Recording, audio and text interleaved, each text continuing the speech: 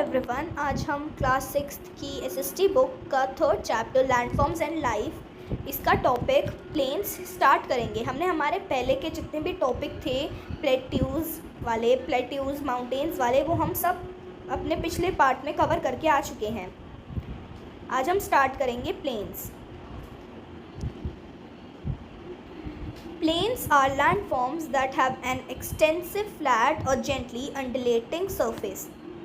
तो जो प्लेन्स होता है, प्लेन्स एक ऐसा लैंडफॉर्म होता है जो बहुत ज़्यादा फ्लैट होता है, जो ऊबड़ खाबड़ नहीं होता। जैसे माउंटेन्स ऐसे होते हैं, प्लेट्यूज टेबल टॉप होता है, तो फिर जो प्लेन्स होता है, प्लेन सीधा होता है, एक लेवल के होते हैं। They do not have any large hills or deep valleys। Plains में कोई लार्ज हिल्स नहीं होती, ना कोई डीप वैलीज होती हैं, क्योंकि वो सारा एक प्लेन होता है, एक सेम लेवल पे होता है। They are generally not more than 300 metres above the sea level. ये जनरली ले रहे हैं हम, ये generally 300 metre above sea level, मतलब सी लेवल से ऊपर। यहाँ पे सी लेवल को बताया है the average level of the surface of the oceans also called mean sea level. तो सी लेवल वो एवरेज लेवल होता है सरफेस का ओशन से। जैसे ओशन से वो सरफेस कितना ऊपर है, तो फिर जो प्लेन्स होते हैं, प्लेन्स ओशन से 300 मीटर्स से अबव होते हैं, 300 मीटर्स अबव होते हैं, जनरली लिया है, इससे ज़्यादा नहीं होते हैं कि आपको एक दो इससे ऊपर मिल जाएंगे, बस मोस्टली सारे 300 मीटर्स अबव सी लेवल होते हैं।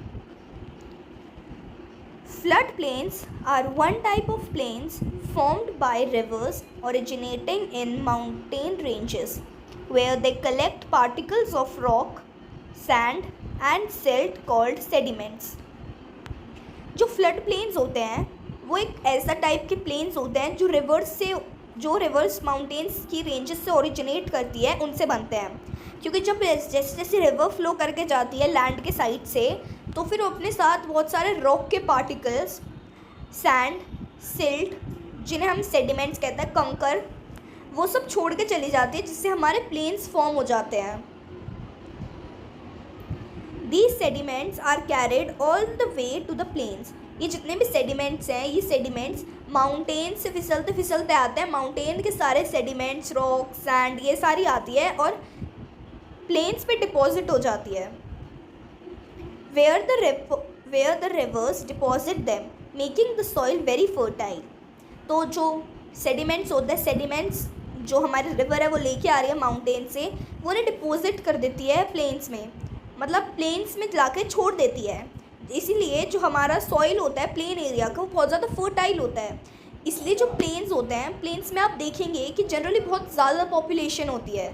जैसे पंजाब, हरियाणा, यूपी, बिहार, इन जगहों पे बहुत ज़्यादा पॉपुलेशन है, क्योंकि यहाँ पे प्लेन एरिया बहुत ज़्यादा है, फर्टाइल है, क्योंकि ये सूटेबल होता है एग्रीकल्चर के लिए। As a result these plains are ideal for growing crops of all kinds and agriculture is a major economic occupation in this landform. इसी की वजह से कि जो वहाँ का सॉइल बहुत फर्टाइल होता है प्लेन्स का, इसलिए जो प्लेन्स होते हैं, प्लेन्स आइडियल होते हैं। प्लेन्स में बहुत सारी अलग अलग टाइप की क्रॉप्स को हम इजीली ग्रो कर सकते हैं। और जो एग्रीकल्चर होता है, एग्रीकल्चर प्लेन्स का मेजर ऑक्यूपेशन है।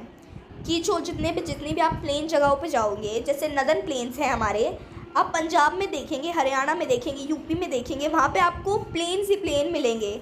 वहाँ पे आपको एग्रीकल्चर भी बहुत ज़्यादा मिलेगा। वहाँ के मोस्टली लोग एग्रीकल्चर पे डिपेंड होते हैं। Plains also support a variety of flora and fauna. जो प्लेन्स होता है, प्लेन्स में बहुत सारे वेराइटी के फ्लोरा और फोना भी मिलते हैं। फ्लोरा और फोना के बारे में आप ऊपर पढ़ के आ चुके हैं। तो यहाँ पे अलग अलग प्लेन्स हैं, जैसे यहाँ पे नॉर्थ अमेरिका में मिसिसिपी, ये एक प्लेन है, रिवर प्लेन। यहाँ पे अमेज़न, नाइल, यह है गंगा एंड ब्रह्मपुत्रा प्लेन। ये हमारे इंडिया का प्लेन है।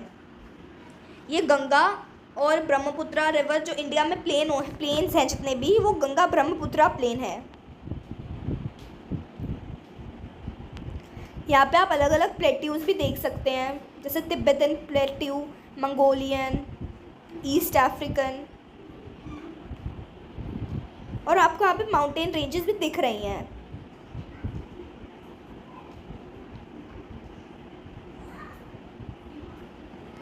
Life in the plains. Thousands of years ago, the first civilizations developed around rivers in fertile plains.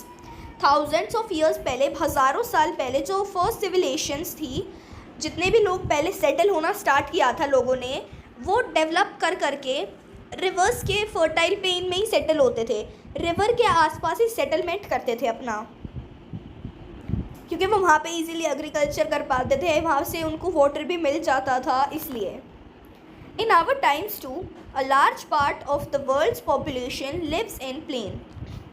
अब हमारे टाइम की बात ले लीजिए, अभी भी जो प्लेन एरिया होता है, वर्ल्ड की मोस्टली पॉपुलेशन प्लेन एरिया में लाई करती है, जैसे इंडिया की भी मोस्टली पॉपुलेशन प्लेन एरिया में लाई करती है।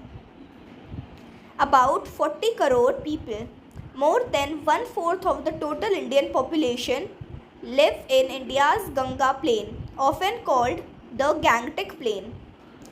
तो जो इंडिया की 40 करोड़ पीपल की पॉपुलेशन है, उनमें से 1/4 से ज़्यादा, इंडिया की पॉपुलेशन का 1/4 से ज़्यादा लोग इंडिया के जो प्लेन है गंगा प्लेन को हम गैंगटिक प्लेन भी कहते हैं, वहाँ पे रहती है, मतलब जो गंगा के प्लेन है उनके पास रहती है। As with many other plains of the world, the major occupation of people in this region include river fishing and agriculture.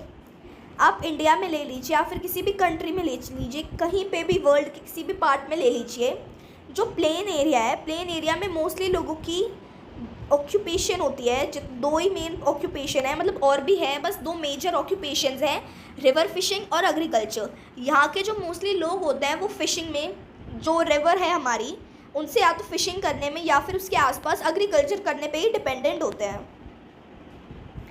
Food crops such as rice, wheat, maize, barley and millets are grown. Plain area में rice, wheat, maize, barley, millets grow करे जाते हैं, food crops. Fibre crops such as cotton, jute and hemp are also grown in the Gangetic plane.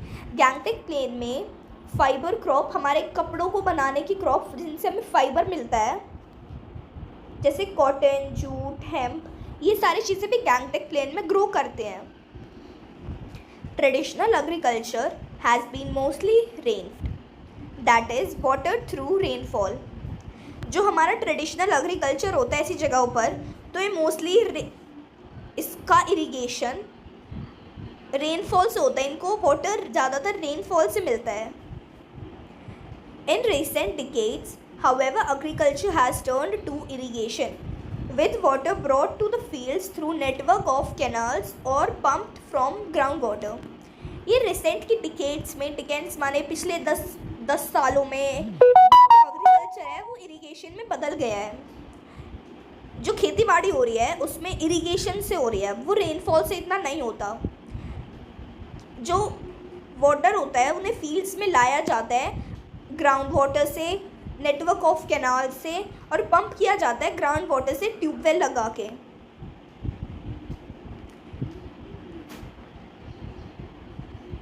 While irrigation increased agricultural production, it has also contributed to the depletion of groundwater।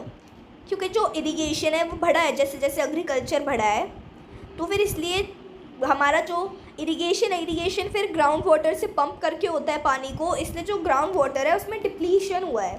Depletion माने decrease हुआ है ground water में। This presents a challenge for the future of agriculture in the region. इसलिए ये एक challenge बनता जा रहा है हमारी फ्यूचर जनरेशन के लिए एग्रीकल्चर में।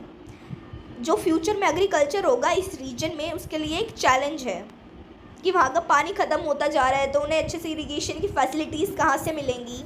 इसलिए some of the other problems affecting the Ganga plains include high population and pollution. कुछ और प्रॉब्लम्स जो हमारे गंगा प्लेन्स को इफ़ेक्ट कर रही हैं वो है हाई पॉपुलेशन और पोल्यूशन, कि वहाँ की बहुत ज़्यादा पॉपुलेशन बढ़ती जा रही है और पोल्यूशन भी बढ़ता जा रहा है।